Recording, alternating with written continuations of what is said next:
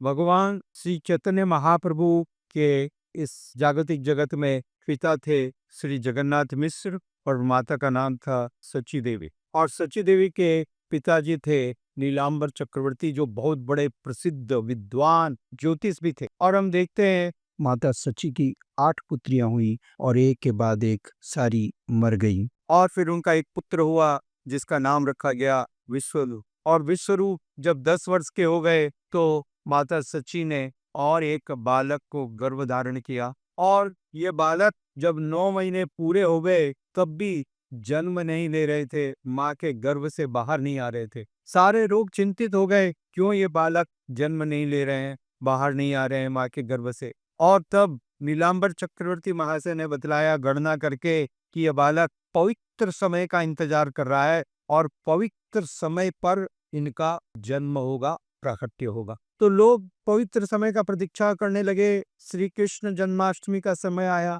परंतु बालक ने जन्म नहीं लिया। फिर उसके बाद कार्तिक पुण्य महीना सामने आया, शरद पूर्णिमा भी आई, दीपावली का महान उत्सव आया, गोवर्धन पूजा का दिन आया, परंतु बालक ने जन्म नहीं लिया, प्रकट नहीं हुए। सब आश्चर्य में कर रहे थे कब ये प्रकट होंगे। और इस प्रकार से 9 महीने की जगह 13 महीने पूरे हो गए परंतु बालक ने माँ के गर्भ से बाहर नहीं आए। और फिर हम देखते हैं एक दिन जब चंद्र ग्रहण का दिन था, ग्रहण यानी सबसे अशुभ समय माना जाता है, इतना अशुभ कि सारे मंदिर बंद कर दिए जाते हैं, भगवान के सारे दर्शन बंद रहते हैं। न तो भगवान को कुछ उस समय भोग लगाया जाता है, न किसी प्रकार की पूजा या अर्चना की जाती है। और जब ग्रहण पूरा होता है तो सारे बर्तन मांज करके धो करके साफ किया जाता है, जितना पानी है वो भी फेंक दिया जाता है। यदि कुछ पका हुआ सामग्री घर में है, रसोई में है, तो उसको भी बांट देना पड़ता है, क्योंकि सब कुछ अशुभ हो जाएगा। तो कहने के लिए सबसे अशुभ समय में जब ग्रहण था और इतना बड़ा ग्रहण था उस समय, परंतु इस ग्रहण के समय एक विशेष बात थी जो पहले भारतवर्ष में वैदिक सभ्यता में सभी लोग करते थे और आज भी सभ्य लोग इसका पालन करते हैं कि ऐसे समय में ज्यादा से ज्यादा दान देते हैं, गरीबों को हृदय से दान देते हैं। और ऐसे समय का प्रभाव को निरस्त करने के लिए, कम करने के लिए भगवान के दिव्य नामों का कीर्तन करते हैं, उच्चारण करते हैं। इसके द्वारा वो उस गलत समय को सही करने का प्रयास करते हैं। तो उस मायापुर में, नवद्वीप धाम में सारे लोग उस समय पवित्र नदी गंगा जी में स्नान करने गए और गंगा में स्नान करते हुए लगातार भगवान के दिव्य नामों का संकीर्तन कर रहे थे। गोविंद गोपाल हरे मुरारी, हे राम नरसिंह वराह मत्स्य। इस प्रकार से भगवान के अलग अलग नामों का संकीर्तन कर रहे थे और साथ ही साथ भगवान हरि को याद कर रहे थे, जो हरि सभी प्रकार के पापों का हरण करने वाले। और एक दूसरों को उत्साह के साथ कह रहे थे, हरि बोल हरि बोल हरि बोल हरि बोल। और उन सब को उन्माद के साथ, इतने उत्साह के साथ हरि बोल देख कहता हुआ देख करके जो यमन लोग थे, जो दूसरे जाति के लोग थे, वो लोग भी आश्चर्य में पड़ गए और एक दूसरे से पूछने लगे, अरे आज क्या बात है, ये लोग सभी कोई हरि बोल बोल रहे हैं। तो उनके मुंह से भी निकलने लगा हरि बोल हरि बोल। पूरा प्रत्येक व्यक्ति उस गांव का, उस शहर का प्रत्येक व्यक्ति के मुंह पर भगवान का दिव्य नाम था। और जब इस प्रकार सभी कोई उत्साह के साथ, तन्मयता के साथ भगवान के दिव्य नाम का उच्चारण कर रहे थे, तो दो बातों को समझना आवश्यक है।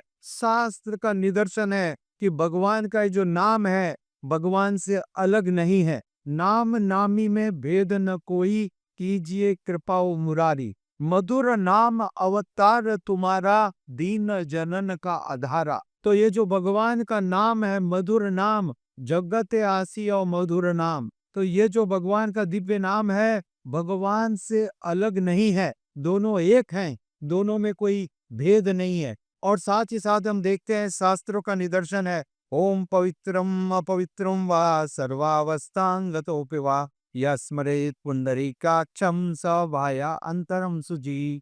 सभी प्रकार के यज्ञ, पूजा, विधि विधान के पहले यह मंत्र उच्चारण किया जाता है, गाया जाता है कि पवित्रम अपवित्रम वा, जो कुछ पवित्र है या जो कुछ भी अपवित्र है वो सारा पवित्र भी और अपवित्र भी पूर्ण पवित्र हो जाएगा। कैसे? भगवान पुंडरीकाक्ष को याद करने पर, उनका स्मरण करने पर, इसमें कोई संदेह नहीं है। गोस्वामी तुलसीदास जी कहते हैं, तुलसी भीतर बाहिरो जो चाहस उजिया, जो भीतर और बाहर दोनों तरफ उजाला कर दे, वो भगवान का नाम है। तो सारे लोग भगवान के दिव्य नाम का उच्चारण कर रहे थे, और चूंकि सब कोई तन्मय होकर के पूरे मनोयोग के साथ भगवान के दिव्य नामों का आश्रय लिए के उच्चारण कर रहे थे, भगवान श्री चैतन्य महाप्रभु ने देखा कि ये सबसे शुभ समय है। It is the most auspicious,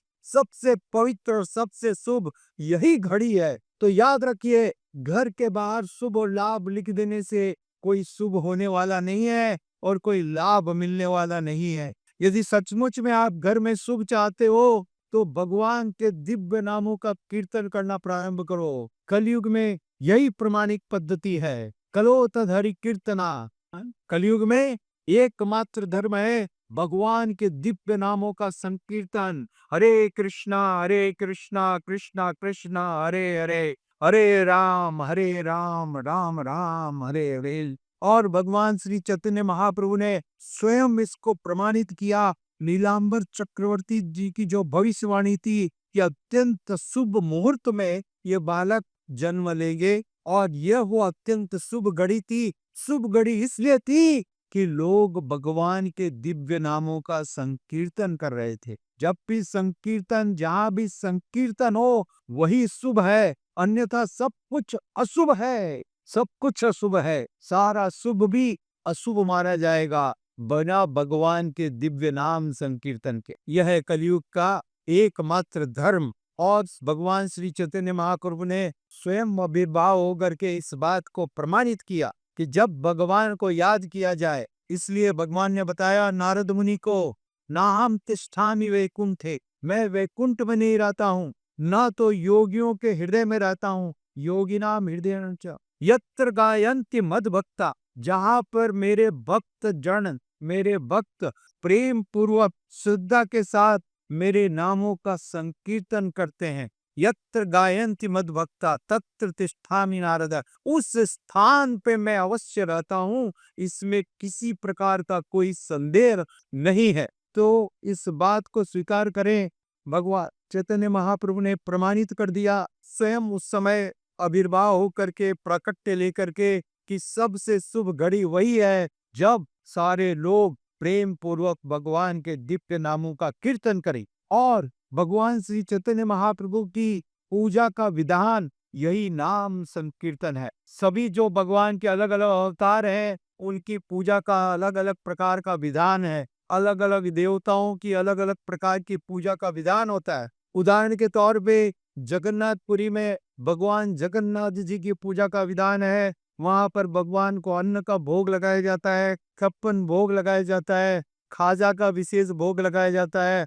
इस प्रकार जगन्नाथ जी की पूजा का विधान है। तिरुपति बालाजी में भगवान को तुलसी के हार अर्पित किए जाते हैं, यह विधान है। भगवान वरदराज स्वामी कांचीपुरम में वरदराज स्वामी को फूलों के सुंदर सुंदर हार भेंट किए जाते हैं, यह पूजा का विधान है। तो अलग अलग जगह पर अलग अलग प्रकार से भगवान के पूजा का विधान होता है, परंतु भगवान श्री चैतन्य महाप्रभु की पूजा का विधान सबसे अद्भुत और सबसे अलग है। वो अद्भुत विधान है, आपको न तो पुष्प की, न फल की, न फूल की, किसी की आवश्यकता नहीं है। आप किसी के ऊपर आश्रित नहीं हो। आपको सिर्फ भगवान ने जो आपको एक जीभ दी है, उस जीभ को थोड़ा हिलाना है, और भगवान श्री चैतन्य महाप्रभु की पूजा पूरी तरह से भगवान चैतन्य महाप्रभु स्वीकार करेंगे। आपको अपनी जीभ के द्वारा बोलना है, हरे कृष्णा कृष्णा कृष्णा हरे हरे, राम राम राम हरे हरे।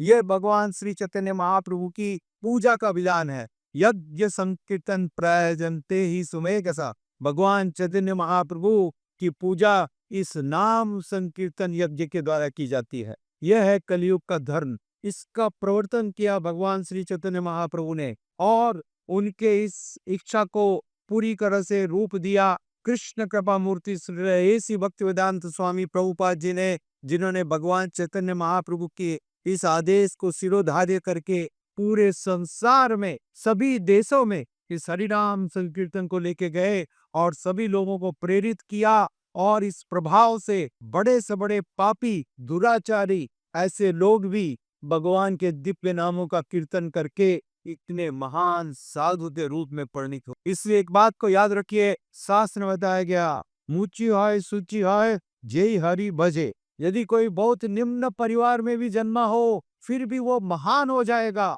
पूजनीय बन जाएगा। कब? जब वो भगवान हरि का भजन करता रहा। और सूची है, मुची है, जय हरि त्यजे। बहुत बड़े परिवार में आपका जन्म हुआ, बहुत संभ्रांत परिवार में आपका जन्म हुआ, बहुत बड़े कुल के आप हो, परंतु यदि आपने भगवान हरि का भजन छोड़ दिया है, तो आप सबसे निकृष्ट माने जाओगे। ठीक है? इसलिए आवश्यकता है कि हम शास्त्र के सार को ग्रहण करें। यह है शास्त्र का सार। कुल की बड़ाई कोई काम में नहीं आने वाली। मैं बड़े कुल में पैदा हुआ हूँ। रावण भी बहुत बड़े कुल का था, विश्रवा का पुत्र था, इतने बड़े उसके पिता योगी थे, क्या फायदा हुआ? तो वास्तविक रूप से इस कुल में, प्रतिष्ठा में, जात पात में कुछ नहीं रखा। एकमात्र सार है भगवान का दिव्य नाम। ये भगवान के दिव्य नाम का आश्रय लें, लगातार जप करें। हरे कृष्णा कृष्णा कृष्णा हरे हरे, हरे राम राम राम हरे हरे।